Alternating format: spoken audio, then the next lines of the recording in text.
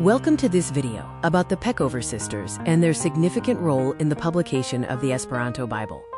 We will explore how two English Quaker women became key patrons of this ambitious international project.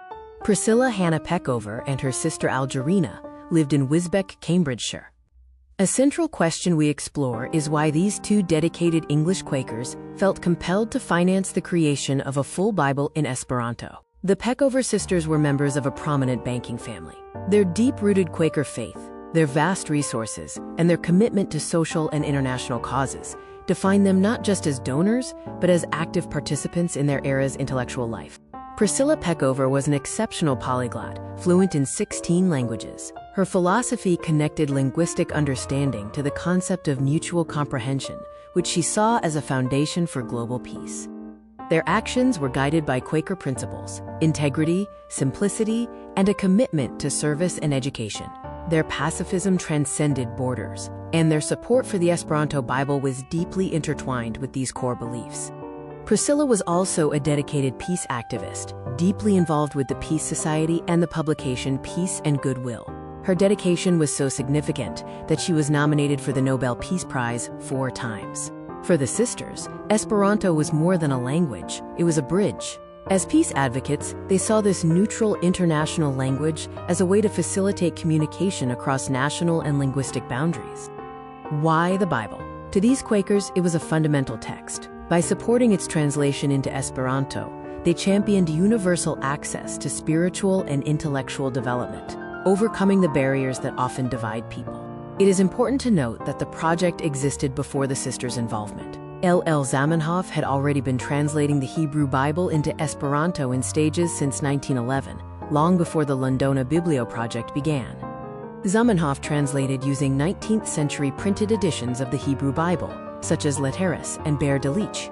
Researchers today must distinguish between the texts available to him and later scholarly discoveries.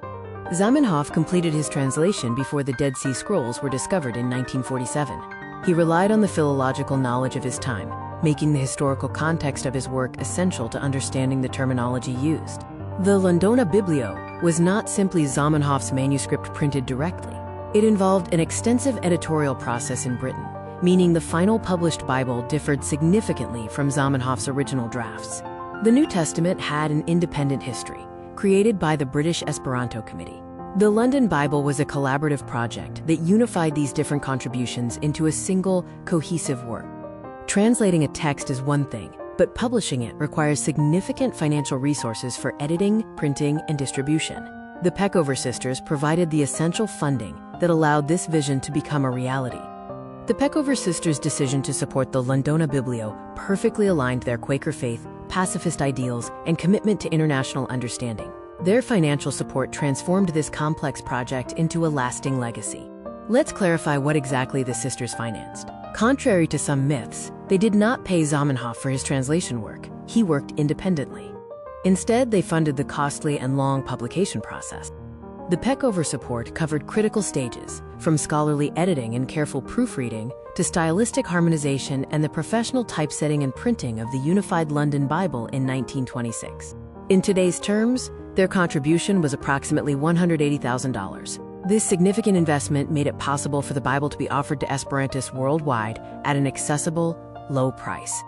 This funding ensured the publication of the Londona Biblio, a monumental collaboration between Zamenhof's work and the British and Foreign Bible Society, creating a major milestone in Esperanto history.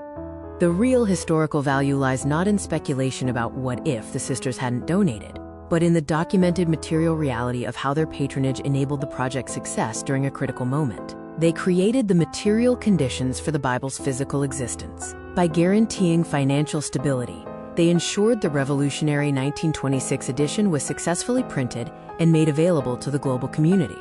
Great movements require more than just a vision.